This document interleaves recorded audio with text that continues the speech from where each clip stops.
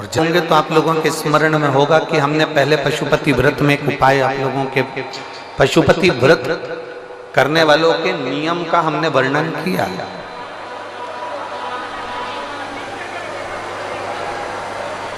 कितने दिए लेकर जाते हो आप लोग?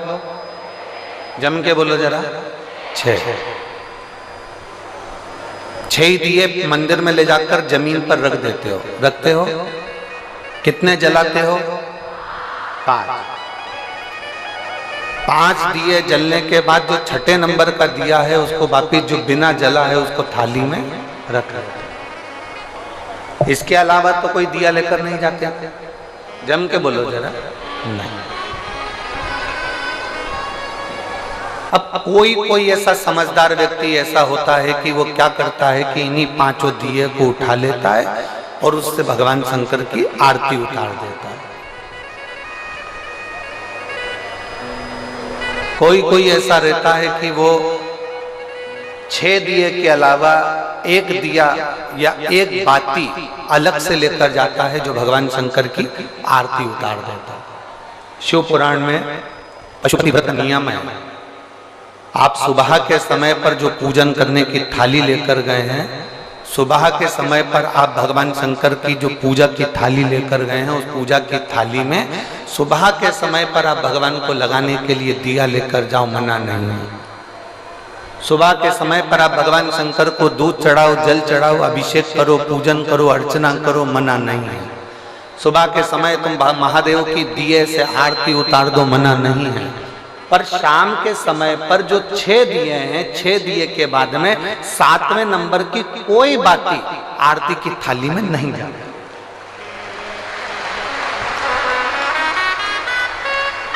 कोई बाती एक्स्ट्रा नहीं जाएगी कि आप पूजन करिए और पूजन करने के बाद आपने भगवान की आरती उतार दी ना।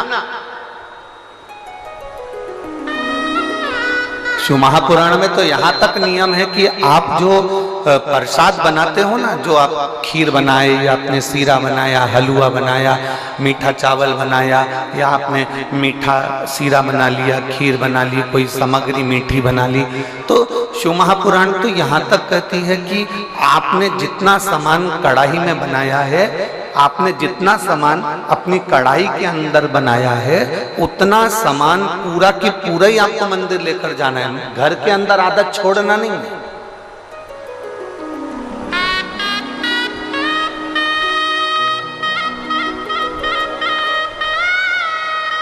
दो चीजें हैं जो चलित में किसी को दी नहीं जाता। 2 चीज। आरती शिव महापुराण की कथा आप लोग सुन रहे हैं, बड़े ध्यान लगाकर सुनना। 2 चीजें हैं जो चलित में किसी को दी नहीं जाती। एक, अपने घर का तवा। तवा जानते हो, जिस पे रोटी बनाते हो। कोरा तवा है, उस पर आपने कभी रोटी नहीं बनाई है तो आप किसी को दे सकते हो, मना नहीं। और यदि जिस तवे पर घर के अंदर रोटी बन चुकी है, जिस तवे पर रोटी उतर चुकी है, उस घर के तवे को किसी को नहीं दिया जाता। क्यों? क्योंकि घर में जो बच्चे हैं वो बीमार की बीमार बने ही रहते हैं, वो कभी स्वस्थ नहीं हो सकते, कभी नहीं हो सकते।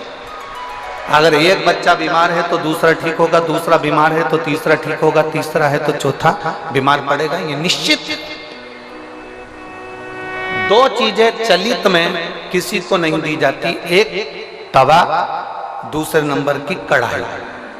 घर में जो कढ़ाई होती है जिसमें आप सब्जी बना ली है, कोई सामग्री तल ली आपने, पूड़ी बना ली, कोई सब्जी बना ली, कोई हलवा बना लिया, सीरा बना लिया, कोई पदार्थ बना लिया।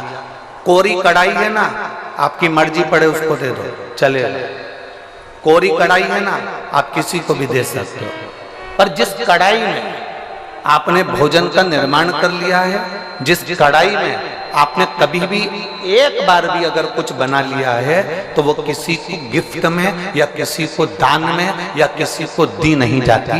नहीं तो उस घर के अंदर 1 रुपया कमाओ, 1.25 रुपये खर्च वाला काम चलता है। घर में कभी पैसा टिक ही नहीं सकता, वो जिंदगी भर कितना भी प्रयास है।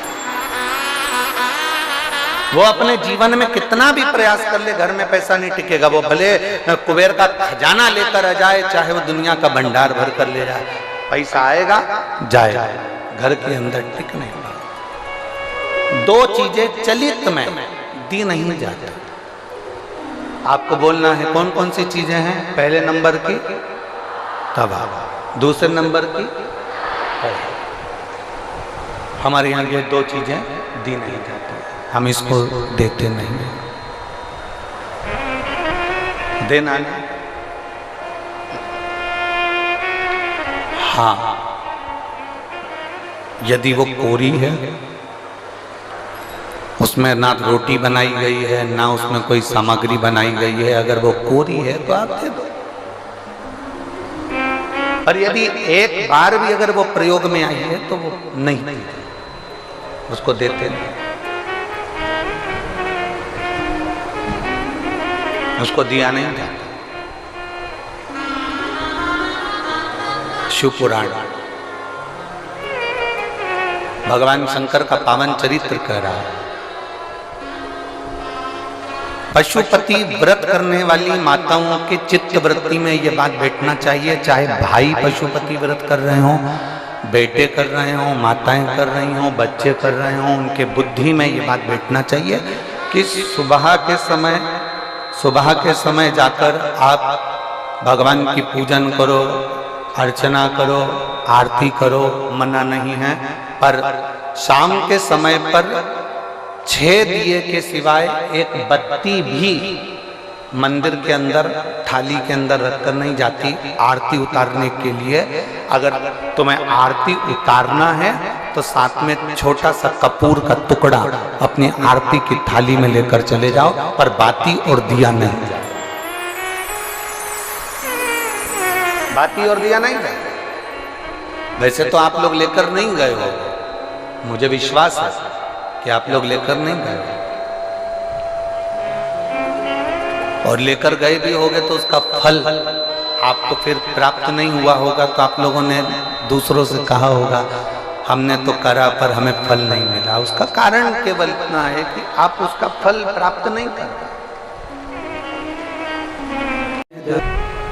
कोई ने कह दिया, चंद्रदेव को कई लोग मिले, चंद्रदेव से कहा तुम ये कर लीजिए, ऐसा करने पर तुम्हें फल की प्राप्ति हो जाएगी। एक शीतल आरती होती है, मेरी जीजियों बड़े सावधानी से सुनिएगा। एक शीतल आरती होती है। कभी अगर तुम्हारे जीवन में अगर कभी तुमको ऐसा लगे कि रोग बड़ा भारी हो चुका है और बहुत भारी रोग मुझे घेरता जा रहा है, या डॉक्टर को दिखाने जा रहे हो और तुम्हें ऐसा लग रहा है कि डॉक्टर कोई बड़ी बीमारी बताएगा, तो उस समय पर शीतल आरती का प्रयोग करें। एक पुष्प हाथ की हथेली में रख लीजिए, एक पुष्प हाथ की हथेली में रख लीजिए, और यहां तक शास्त्र कहता है अगर हो सके तो आंकड़े का अगर पुष्प मिल जाए, तुम्हारे यहाँ क्या बोलते हैं उसको, मंदार का फूल, आंकड़े का फूल, अकौए का फूल, जो शंकर भगवान पे चढ़ता है, छोटा सा होता है, घुंघरू जैसा होता है वो, उसको तुम्हारे यहाँ क्या बोलते हैं हरियाणा में? आंख का ही पुष्प बोलते हैं। आंख का पुष्प मिल जाए तो ज्यादा अच्छा है।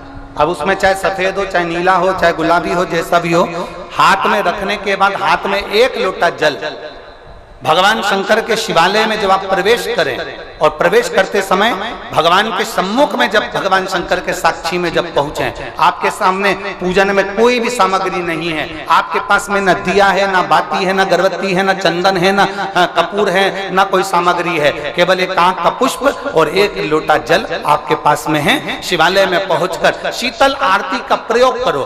11 बार भगवान शंकर के 11 रुद्रों का स्मरण कर कर जब 11 बार शंकर के शिवलिंग के ऊपर से नीचे तक वो कलश को जब घुमाया जाता है, और घुमाने के बाद वो आंख का जो पुष्प है वो अशोक सुंदरी वाली जगह पर समर्पित कर कर भगवान शंकर को जो जल चढ़ाया जाता है, जो जल समर्पित किया जाता है, डॉक्टर भले तुमसे कह रहा हो कि तुम्हें बड़ी बीमारी के चांस हैं, आप जाकर एक बार चेक कराना, तुम्हें वो बड़ी बीमारी निकलेगी ही नहीं, उस रोग से तुम मुक्त इसको शीतल आरती का प्रयोग किया गया। ये शीतल आरती, इसको शीतल आरती कहा। शिव की प्राप्ति का, एक रोग से मुक्त होने का। अब आपसे कोई कहे कि ये शीतल आरती का प्रयोग सबसे पहले किसने करा, तो आपको ध्यान लगाना है इस प्रयोग को। सोमनाथ जी की कथा का स्मरण करिएगा, सोमेश्वर की कथा का स्मरण करिएगा। आप स्कंद पुराण में, शिव महापुराण में सोमनाथ जी की कथा का स्मरण करिएगा। चंद्रदेव को काया का रोग हो गया, रोग इतना भारी था, चंद्र समझ नहीं पा रहे थे मैं करूं क्या। जब देव ऋषि नारद के पास पहुंच गए, नारद जी ने कहा एक पार्थिव शिवलिंग का निर्माण करो, बालू के शिवलिंग का निर्माण करो और समुद्र का ही जल भगवान शंकर को उनके आनंद से आरती कर कर उनको चढ़ाने का प्रयास करो। और शिव ने ऐसी कृपा कर दी कि चंद्र के पास आकर भगवान शंकर ने कह दिया, चंद्र मैं तुझे वर देता हूँ, तेरा काया का रोग समाप्त होगा, ये मेरा वर है क्योंकि तूने मेरे शीतल आरती का प्रयोग किया।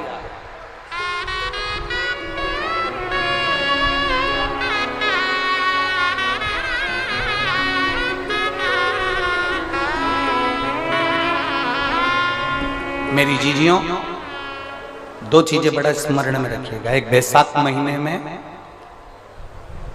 मट्टी के पात्र का जल,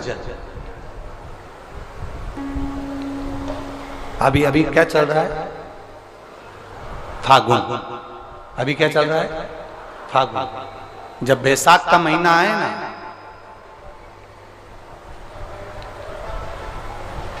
जितने यहां बैठे और जितने आस्था चैनल पर सुन रहे और जितने फेसबुक यूट्यूब पर कथा श्रवण कर रहे, जितने मोबाइलों पर देख रहे हैं, प्रयास करना, बैसाख के महीने में मिट्टी के पात्र में जो रात्रि भर जल रखा हो, मिट्टी के पात्र में, अगर आपके पास में घड़ा हो, हंडा हो, नी हो, तो दिया हो, दीपक हो, कुल्लड़ हो, कोई भी तुम्हारे पास में जो मिट्टी का पात्र, उसमें जल भरना।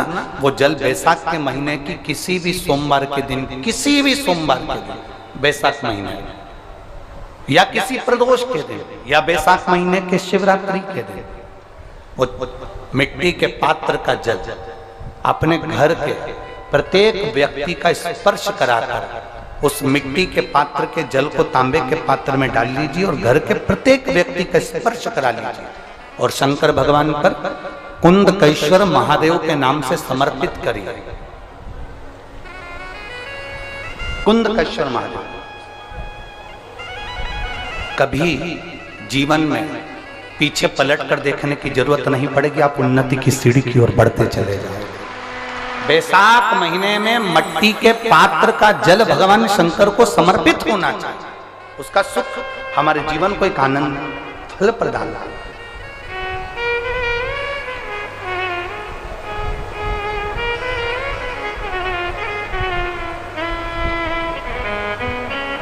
जैसे कहते हैं ना,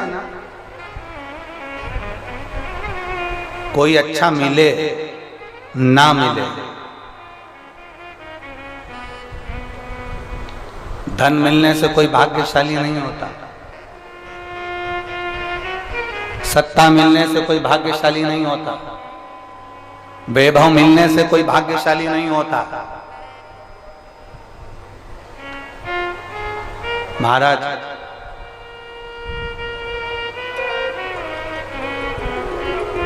धन मिलने से कोई भाग्यशाली नहीं होता, वैभव मिलने से कोई भाग्यशाली नहीं होता, सत्ता मिलने से कोई भाग्यशाली नहीं होता, बड़ा मकान मिल जाने से कोई भाग्यशाली नहीं होता। शिव महापुराण की कथा कहती है, अगर दो सही मिल जाएं तो तुम्हारा जीवन सफल हो जाए। एक गुरु सही मिल जाए और दूसरी घरवाली सही मिल जाए तो तुम्हारी जिंदगी स्वर्ग। दो सही मिलना चाहिए। धन मिलने से कोई भाग्यशाली नहीं होता, वैभव मिलने से कोई भाग्यशाली नहीं होता, सत्ता मिलने से कोई भाग्यशाली नहीं होता, बड़ी मकान बड़ी गाड़ी मिलने से कोई भाग्यशाली नहीं होता।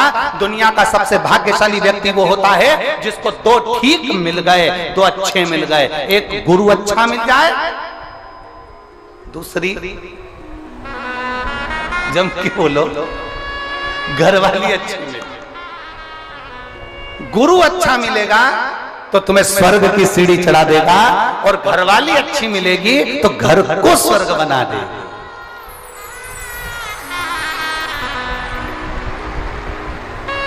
और इसमें से भी गुरु भले पीछे रह जा, पर जगदम्बा घरवाली भगवान से प्रार्थना करना ऐसी मिले जो मेरे अनुकूल हो, प्रतिकूल नहीं, अनुकूल। एक पति की पत्नी अनुकूल नहीं थी, प्रतिकूल थी। पति उससे कहता था आलू की सब्जी बना ले, वो बैंगन की बनाती थी। पति उससे कहता आज तू पीली साड़ी पहनना, वो नीली पहनती थी। पति उससे कहता कि देख चाय बनाना, तो वो कॉफी बनाती थी। इतनी प्रतिकूल थी, अनुकूल थी नहीं, बिल्कुल उल्टा चलती थी, बिल्कुल उल्टा।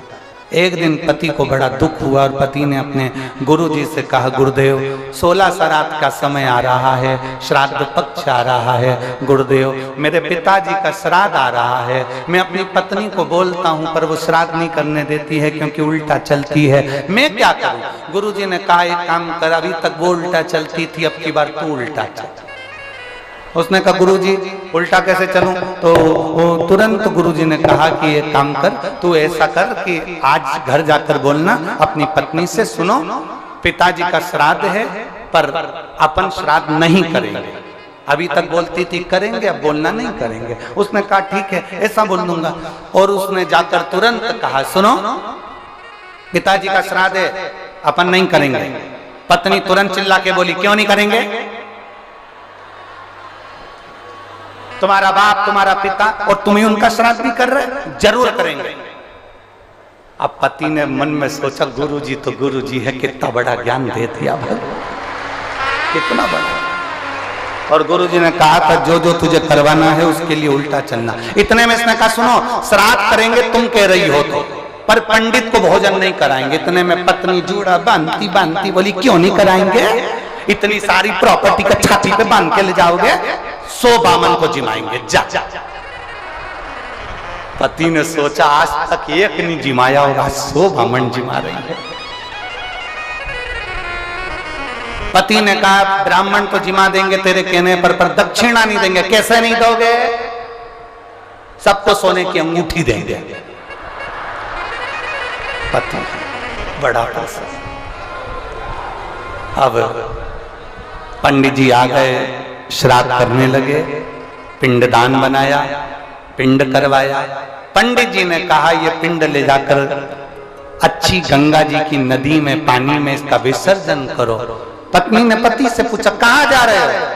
पति चिल्ला कर बोला पिताजी के पिंड को नदी में विसर्जन करने जा रहा हूं। इतने में पत्नी चिल्ला कर बोली तुम्हारे बाप ने कौन सा अच्छा काम किया था जो नदी में विसर्जन करने जा रहा हो? गटर में पटक दो। अब यहाँ पर उसको उल्टा बोलना था कि पिंड को गटर में पटकने जा रहा हूं, तो पत्नी बोलती नदी में विसर्जन करो। अब इसने कहा नदी में विसर्जन करो, तो इसने गटर में पटकवा दिया।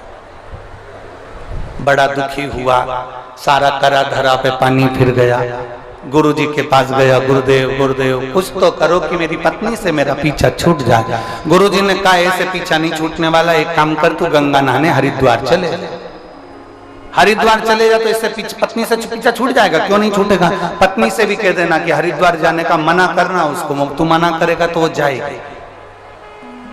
बस उल्टा उल्टा करते जाना, मैं तुझे समझा के भेज रहा हूँ वैसा करना। उसने गुरुजी ने जैसा समझाया वैसे ही करा। घर पहुंचा, पत्नी से बोला सुनो पूरे गांव के लोग, पूरे रेवाड़ी के लोग हरिद्वार जा रहे हैं, अपन नहीं जाएंगे क्योंकि अपने पास टाइम नहीं है। पत्नी बोली कैसे नहीं जाएंगे? 40 साल शादी के हो गए, आज तक कहीं घुमाने नहीं ले गए, चलो मेरे साथ हरिद्वार। पत्नी हरिद्वार ले गई पति को। अब गुरुजी ने कहा था गंगा जी में नहाने जाना, और पत्नी जब नहाने लगे तो पत्नी से कह देना ज्यादा आगे मत जा।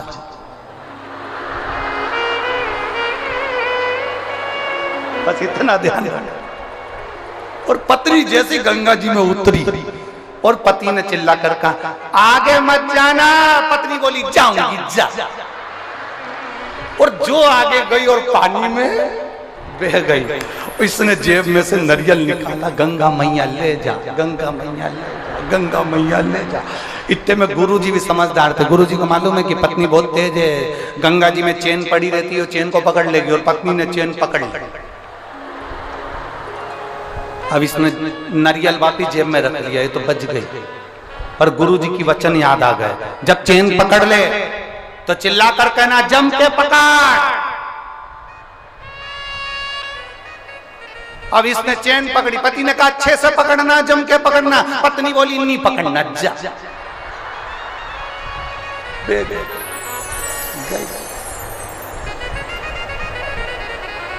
हरिद्वार में बही, बंगाल में निकली।